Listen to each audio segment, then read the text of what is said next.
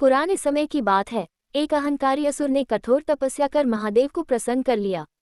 जब महादेव उसके सामने प्रकट हुए तो असुर ने वरदान मांगा, हे महादेव, ऐसा वरदान दीजिए कि संसार का कोई भी अस्त्र शस्त्र मुझे पराजित न कर सके।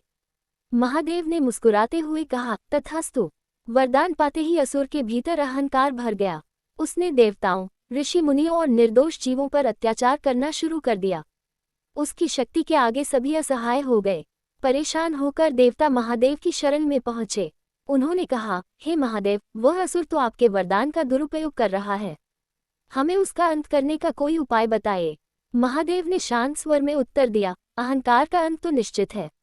मैं स्वयं उसे समाप्त करूंगा। महादेव ने एक साधारण मानव का रूप धारण किया और उस असुर के पास पहुंचे। असुर ने मानव रूप में आए महादेव को चुनौती दी, हे मानव, क्या तुम नहीं जानते कि मैं अजेय हूँ? कोई भी अस्त्र शस्त्र मुझे पराजित नहीं कर सकता। महादेव ने उसकी चुनौती स्वीकार करते हुए अपनी माया रची। उन्होंने उसे एक दर्पण दिखाया। उस दर्पण में असुर को अपनी छवि अत्यंत विशाल, अजेय और अमर दिखाई दी। वह अपनी छवि को देखकर इतना प्रभावित हो गया कि उसने सोचा, यह मेरा ही प्रतिबिंब है, मुझे इस पर अधिकार जमाना चाहिए। उसने जैसे ही अपनी छवि पर आक्रमण किया, उसके वरदान का प्रभाव समाप्त हो गया।